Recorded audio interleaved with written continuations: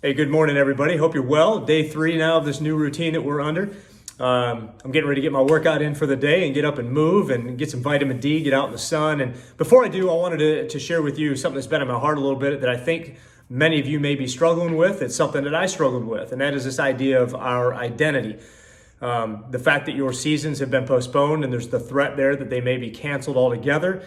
For you coaches and athletes whose identity is in sport, when sport's taken from you, it can really leave you feeling empty, lost, searching, like there's just this big void within inside of you that now the thing that you were known for is no longer there anymore.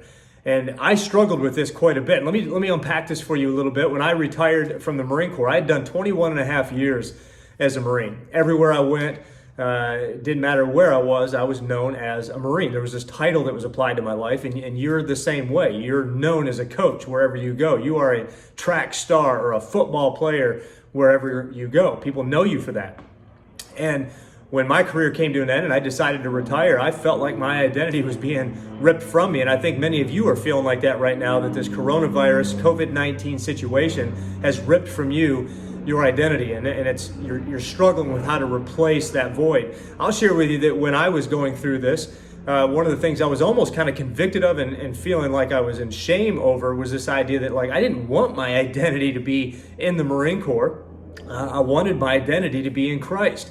And so I was wrestling with this idea, like, man, had I gotten it wrong? Had I actually, even though I was a Christ-centered leader and I was trying to do things to glorify God and how I lived and led and worked and all that, man, did I really get it wrong internally?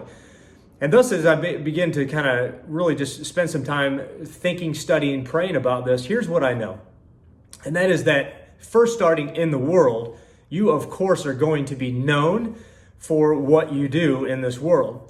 You're going to be known more than anything else if you are a particular person in a particular business field, or let me just speak to you. You're a coach, you're a teacher, you're an athlete, you're a football player, you're a track star, you're a baseball player, you're a softball player. Name your sport. You're going to be known for those things where you go. But you're also going to be known for how you treat people. And I believe that is the thing that's going to be rooted in your relationship with Christ, which that in itself is where identity comes from. What I need you to know is that regardless of what you do or what you're not doing right now in this season, God doesn't see you through those things. He sees you through His Son. His sacrifice on the cross and our belief and faith and hope in Him and in that act of obedience and sacrifice and love for us is how God knows us. That's where our identity is. The things that we're going to be known for in this world will quite possibly be tied to the things that we do, what we've chosen for ourselves as a profession.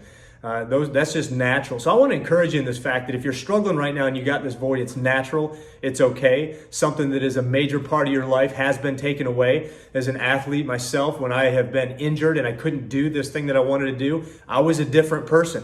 And I had to wrestle with that and work through that. And the only thing that I found enabled me to get through that is to remember that, man, when you're in a season where the light is not on you, it's a great time to work on the light that is within you. It ties back into what I spoke to yesterday with this idea of routine, investing in yourself.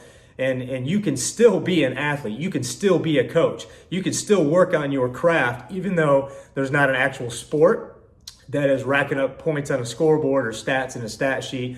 Even though a sports reporter is not writing about your play on a field or court right now, you can still be that kind of person and work in off season so that you're ready when the season comes back around. So I hope this encourages some of you, and as you're like me wrestling through this adjusted schedule that we're on now. So keep grinding, keep pressing in, keep doing the things that are most important, and you'll be better qualified and more equipped for what you're called to do when this is over. God bless.